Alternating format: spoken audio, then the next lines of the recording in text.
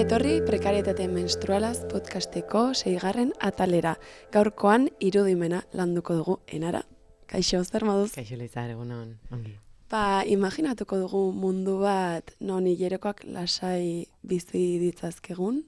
Zuk suposatzen dut haunitzetan imaginatu zuela mundu hau, eta horregatik zaudela ara gorputzen, ez? Bueno. Bai, eta guztia imaginatzeko, ulertu behar dugu orain arte nola eraiki den sistema oso bat gure beharrak kanpo utziz edo gure ziklikotasun hau kanpo utziz.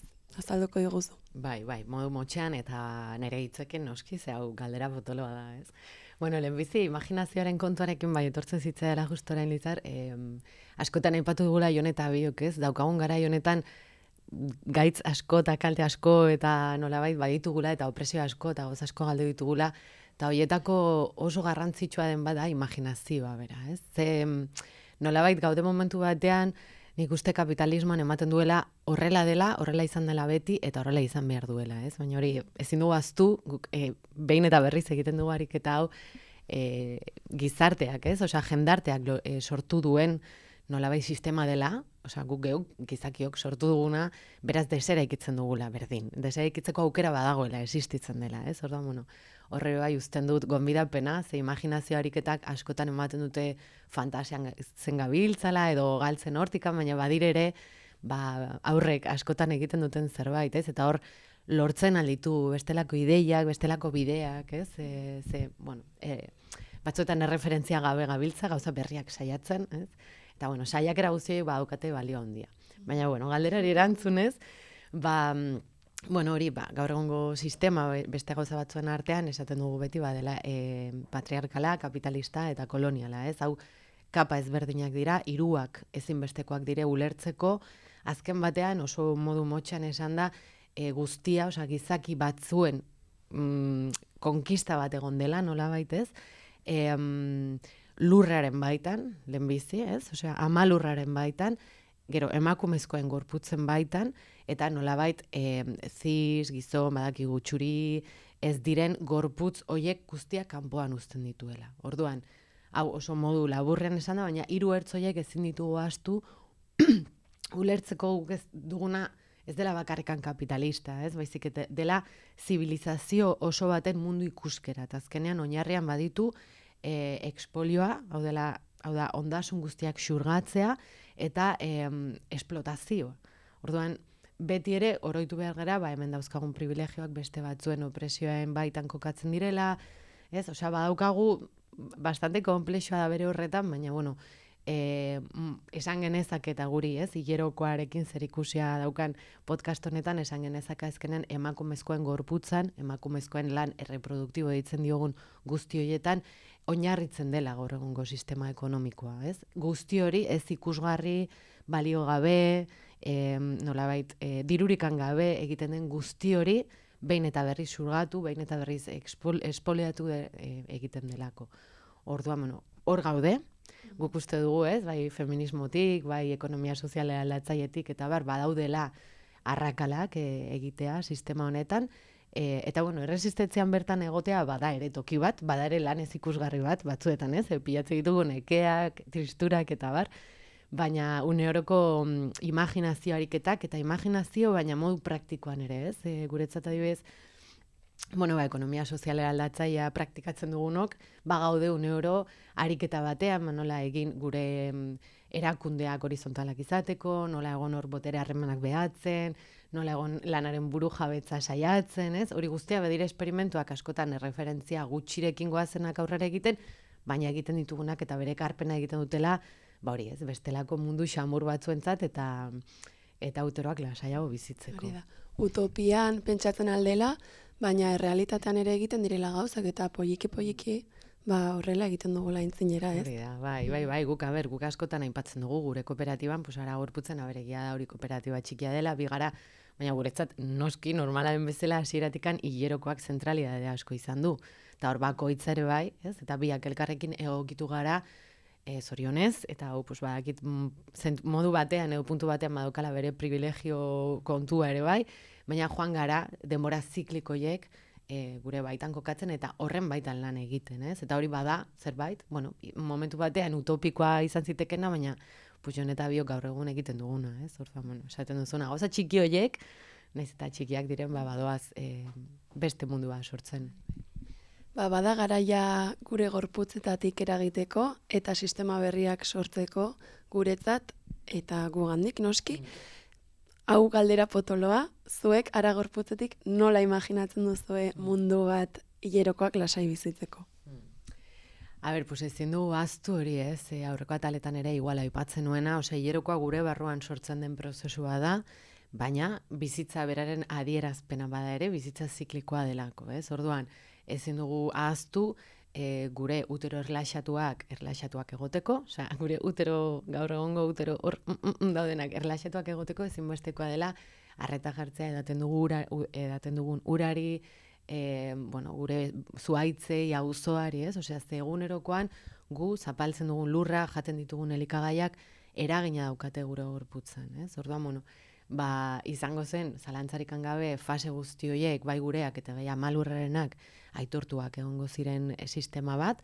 Pentsatzen dugu denbora bera oso ezberdina izango zela, ez? Denboraren kontzepzioa, gaur egungo urtarria, otsaila, martxoa, ez? Daukagun gute gregoriano, kronos, lineal guzti horrek bestelako, ez? Egongo ginen konektatuagoak udaberriaren hasierari adibidez, ez? Bizitzaren eta naturaren zikloei guztiz, ez?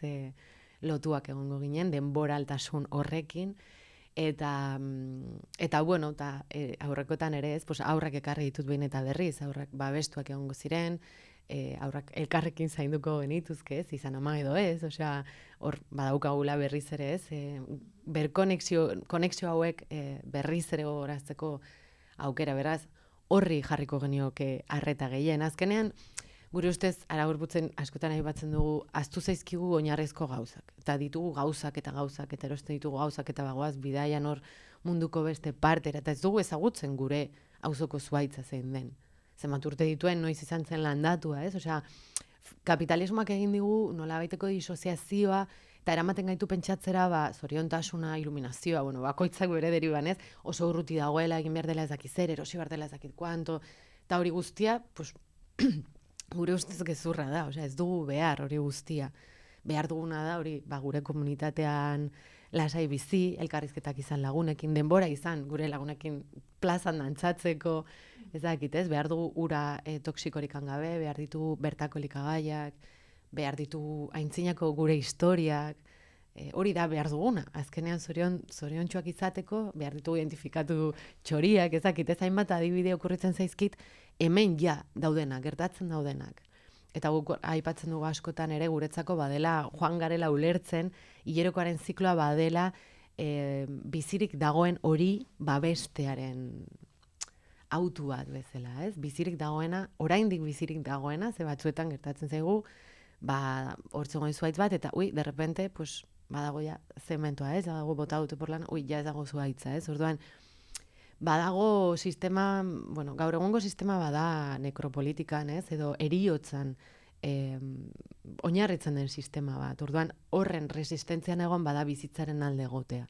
Eta hor, hori, esan dako, hainbat adibide gogoratzen digutela, bizirik gaude, begira, udaberria dator, ez? Hori, hor jarraitzen du, eta hori babestea, horrek dituen kapa guztiekin, eta berriz, ez?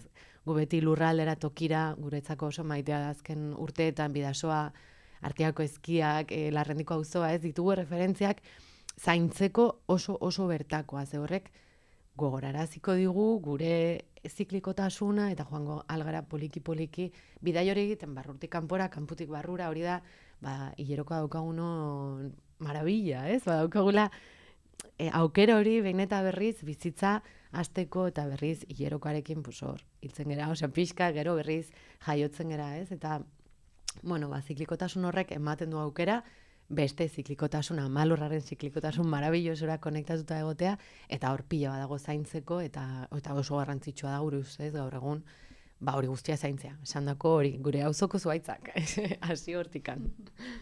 Beraz, zuk imaginatzen duzun mundu zikliko hontan, naturarekin konektatuak egonen garen mundu zikliko hontan, zer aldatuko da? Gure osasuna, fisikoa, mentala, baina hortaz gain, zer gehiago aldatu daiteke munduan?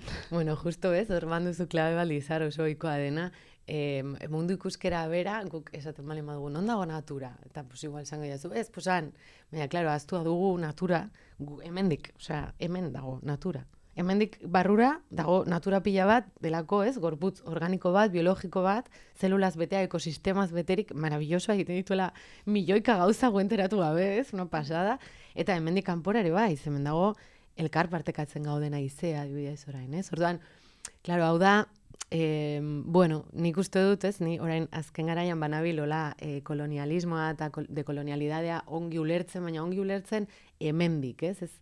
Como saiatzen ulertzen teorikoki, ze, claro, honen baitan, pues, badukagu munduko euskera oso bat, kapitalismoak eta gaur egungo sistema zombi honek ahaztera eraman gaituenak, ez? Badela hori, badela zu natura zara, ez? Ni natura naiz, ez? Eta orduan hortikan haustura, daukagun haustura, gizakiak eta natura, eta zientzia eta gorputza, eta ditugu dikotomia pila bat, hoiek joango gara ulertzen sistema baten baitan direna, batzuek badaudela ikusgarriak, batzuek daukatela interes batzuek, jarraitzen direla goraipatzen, baina sostengatzen direla besteak hor daudelako, ez dela benetazko dikotomia bat, ez? Baizik eta, guk askotan aipatzen dugu bagoazela edo nahiko genukela olako integrazio bat, non ja dikotomiak hausten ditugun, eta orduan posible ditugu aitortu, hori lana, erreproduktiboa berdina da. Osea, bueno, de hecho, lan erreproduktiboa ezinbestekoa da, bestea sostengatzeko, bizitza sostengatzeko,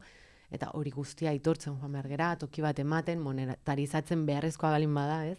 Gauza asko, eta horrekoan aipatzen un bezala ere, bakoitza bere tokitik badoka pila bat egiteko, eta guk asko konfiatzen dugu bakoitzaren ekarpena ezinbestekoa dela benetan, hori, bestelako mundu batzuek sortzeko. Zerako filosofikoa nabil, Jarran bota dituzu datu, informazio interesgarria benetan. Eta interesatu zait dekolonizazioarena, baina mundu ikuskera ondatik gure lurraldetik, ez, Euskal Herritik, azalduko iguzu pixka bat zer ikasi duzun prozesu hontan eta nola lotuzun hilekoarekin. Bai, ez da bat ere erresa galdera, ez? Oraindik nabilor ideiak jeisten, azken garaian gomendatzen dut Ramon Grosfogel, hor badaude bere bideo batzuek niretzako azken garaian oso kokatzekoak izaten ari direnak. Eta ni baino ulertzen, ez? Kolonizazioa askotan pentsatzen dugula kolon joan zenean, jarri zuenen eta egin zuenean, ez egin zenean hemendikan basakeri ura, ez? Nola bait, baina eske aurretik hemen egon zen Euskal Herrian ere kolonizazio prozesu bat, non azkenean sistemak, ez?